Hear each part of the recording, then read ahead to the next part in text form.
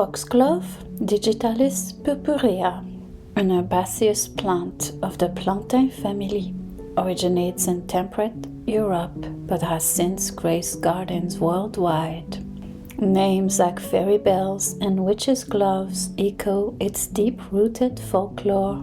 In their first year, foxgloves emerge as tight rosette of leaves. The following year, the plant produces tall flowering stems, adorned with bell-shaped blossoms. These flowers, typically pink or purple, but also bred in yellow and white varieties, lure bees with their speckled interiors and nectar, which has psychoactive properties. Yet, this beauty hides danger. The entire plant contains digitoxin, a poisonous cardiac glycoside. The moniker Foxglove itself holds multiple folkloric origins. Some believe it alludes to fairies, while others suggest foxes adorn themselves with these flowers for stealthy hunts.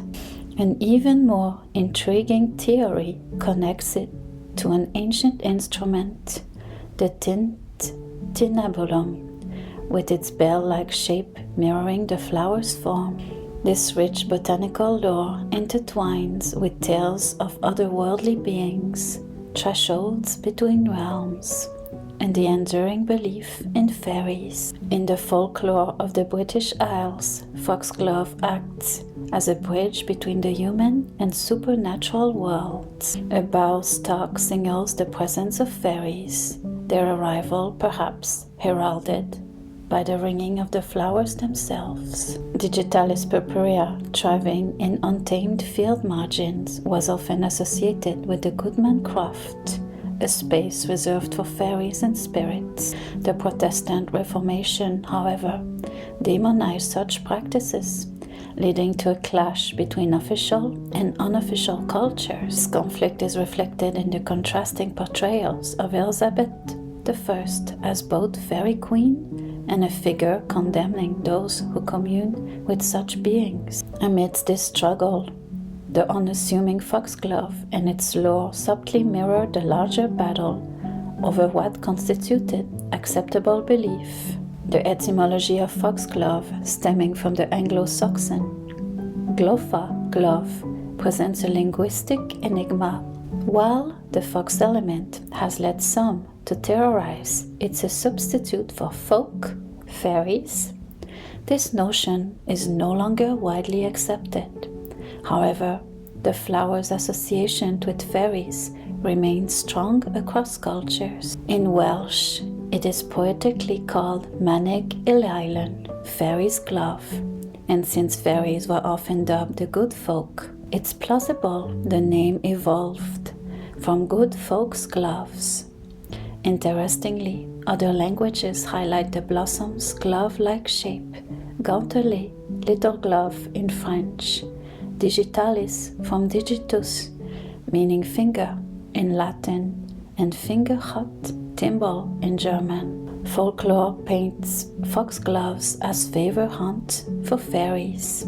A bending stalk is seen as the foxglove bowing to its tiny masters, or preparing to shelter an elf seeking refuge within its bell-shaped petals. The flowers are also considered a haven where these mischievous creatures can hide from approaching humans who might disturb their dances. This association is particularly strong in the British Isles, where foxglove flowers are believed to be used by fairies for sewing and crafting their attire, either as thimbles or incorporated into the garment themselves. The Welsh name Manig Ileilen, meaning goblin's glove, further solidifies this link, leading some to believe foxglove is a corruption of folk's glove or fairy's glove. Foxglove is sometimes called witches' thimbles, as witches, like fairies, are said to be fond of using them.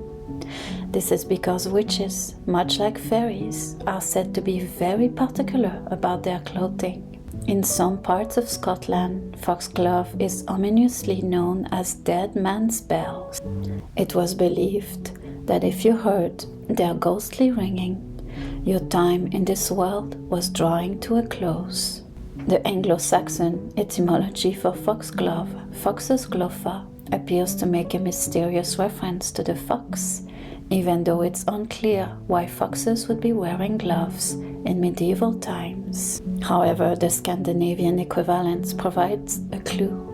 Norwegian names mean fox bell and fox music. This suggests the English foxglove might have originally been foxgleo or fox music. Gleo is related to the word glee and refers to a historical instrument, a ring of bells on an arch support, resembling the foxglove's drooping bell-shaped flowers.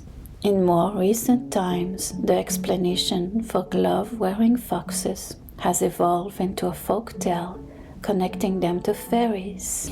According to the story, fairies gifted gloves to foxes to wear while silently raiding birds, roosts and chicken coops at night, muffling their sounds. Finally, we must explore the intriguing connection between foxglove and the Virgin Mary.